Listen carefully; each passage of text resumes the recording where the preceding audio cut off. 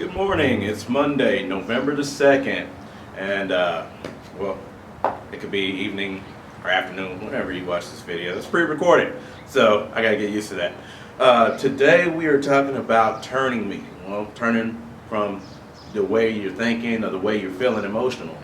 One thing that I have learned going forward in my journey is your heart and your mind are two of the biggest things that affect the way you live. And if you don't know how to turn those to the right way of thinking and processing, you'll end up in a lot of trouble. So today, we're going to turn that around. So first verse we're coming from is Proverbs 21, 1 and 2. It says, "The king's heart is in the hand of the Lord, like the rivers of water. He turns it wherever he wishes." And a lot of times, we try to go ahead and make things work our way. And our way doesn't always work out, but the Lord is always looking ahead of us and changing things for the best for us. So instead of us trying to do it, why don't we let the Lord do it? Because he already has our heart in his hand. He has our lives in his hand. He knows all the hairs on our head. So why not? You know, Jeremiah 17, 9 and 10 says, "The heart is deceitful above all things and desperately wicked. Who can know it? I, the Lord, search the heart. I test the mind, even giving every man according to the ways and the fruits of his doing." So the Lord already knows what's in your heart. He already knows what's in your head. So why not allow him to get in there and start working on it? A lot of people fight back on what the Lord is doing in their lives. They fight back on pretty much anything that has good written on it. They feel like their way or their frame of thinking is going to go ahead and work all the time. My favorite verse, Isaiah 55, 8, 9, "For your thoughts are not my thoughts, neither are your ways my ways, saith the Lord. So as the heavens are higher than the earth, so are my ways than your ways, and my thoughts than your thoughts." Meaning that we cannot fathom what the Lord is working on, or fathom even what kind of good he could be working down the line. But the thing is that he is working. He never goes to sleep. Unlike some of us that get tired around 9 o'clock, old people.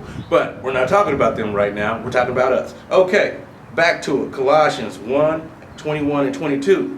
"And you were once alienated and enemies in your mind by wicked works, yet he has reconciled in the body of his flesh through death, to present you holy, blameless, and above reproach in his sight." So at some point in time in our minds, the enemy's in there working. Yeah, in our minds, we already had it pegged out that we are an enemy of God. We are not holy. We cannot amount to anything. That is a bold-faced lie. You got to understand that Jesus Christ died on the cross, cleansed you of all your sins, and basically gave you a clean slate to go ahead and build on through him. So we need to get out of that mind frame, turn around, and look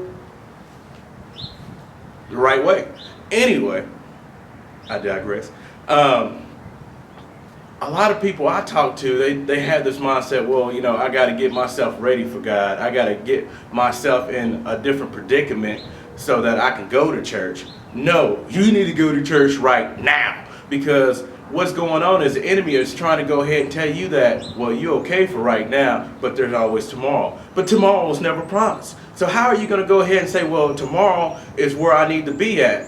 I mean, it even said in the Bible that there was a wise man, a foolish man that had many barns. He had plenty of riches, turned around and had a harvest, and that same night after he demolished all his barns, built them all up, turned around, the Lord said, "You fool, your soul is required of you this night." So then, what is he going to take with him? Nothing. This day is not promised. Well, tomorrow's not promised. So you got to live it like it's the last sometimes through God. Last but not least, Romans 12 and 2. "And do not be conformed to this world, but be transformed by the renewing of your mind, that you may prove what is good and acceptable and the perfect will of God."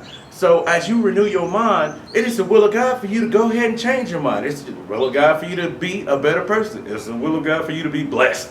It's a beautiful thing. I don't understand why people make it so difficult, but, oh yeah, I do understand. It's the enemy that does that. So what I'm trying to do is just enlighten you, give you something to go ahead and think about. Also, just remember, it says in Hosea that my people perish because of lack of knowledge. I am trying to empower you with knowledge so that you will not perish, so that you will have something to stand for, and that you will have hope in who is our God. If it be in God's will, I'll see you again. Make sure that you check out my homeboys, Winston Frazier, AJ Donnelly. Man Day is coming up. November 14th, so make sure you keep your eyes peeled on that. We got commercials and all kinds of things coming for that. On top of that, be on the lookout for Mental Ventilation. That is my project, working with people dealing with hard issues. Make sure you tune into that. Check out the page. God bless.